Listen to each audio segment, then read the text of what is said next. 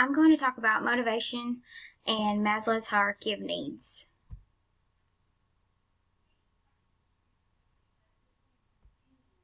What is motivation? The book states that motivation is an internal process that activates, guides, and maintains behavior over time. It makes people do what they do. Many factors are involved when it comes to students' motivation in school, like their personalities, their learning abilities, their learning environment, how their teacher acts, their home environment. Everything around them affects their learning and what they're motivated to do.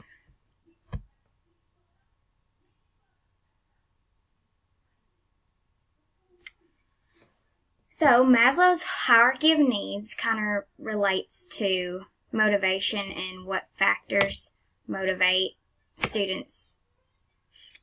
In Maslow's theory, needs that are lower in this hierarchy must be at least particularly satisfied before a person will try to satisfy higher level needs. So there's two types of needs.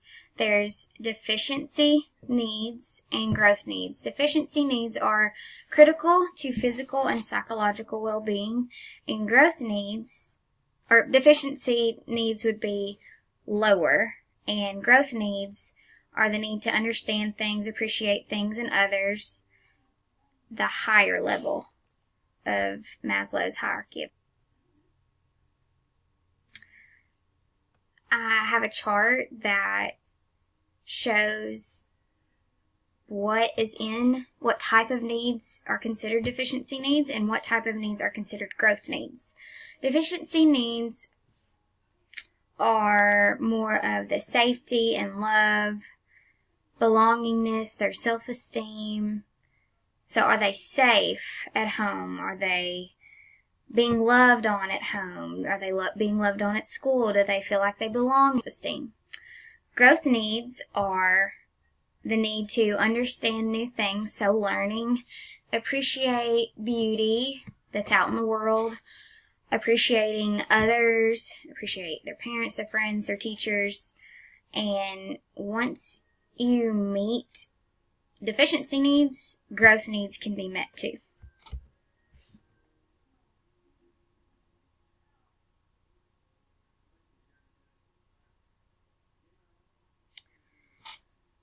Maslow's hierarchy of needs are based on learning is that if a student's deficiency needs are not being met, which is safety, belongingness, love, self-esteem, those types of needs are not being met, then the student will not be motivated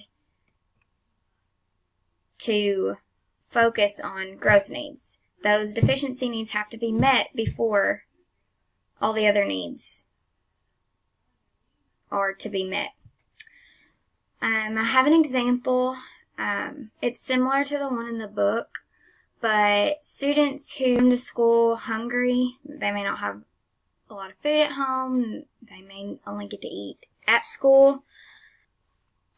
Either way, they come to school hungry, and when they come to school hungry, they're not going to be focused on what they're going to learn at school today. They're going to be focused on, I need to eat. They're going to be focused on getting their bellies full, and if that need is not met, they won't focus on anything else. Once that hunger is met, so if they eat breakfast at school or they eat lunch, once that is met, then they may direct their focus to the material that they're learning at school that day.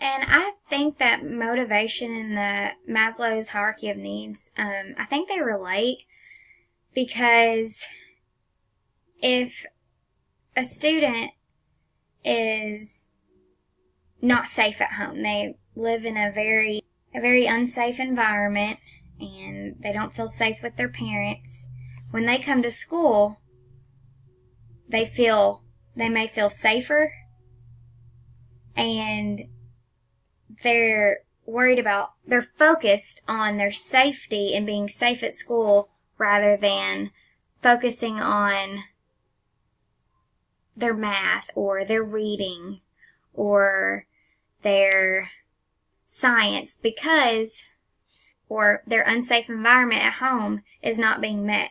If they don't feel safe at home, they're going to be motivated to feel safe at school. Same way with food, thought of as a drive to satisfy needs, such as needs for food, shelter, love, and maintenance of positive self-esteem. In order to be motivated to learn, deficiency needs of students need to be met first. Once those needs are met, students can focus on growth needs. And I think that's very important. I like the way Maslow has deficiency needs. If they're not met, students will not learn.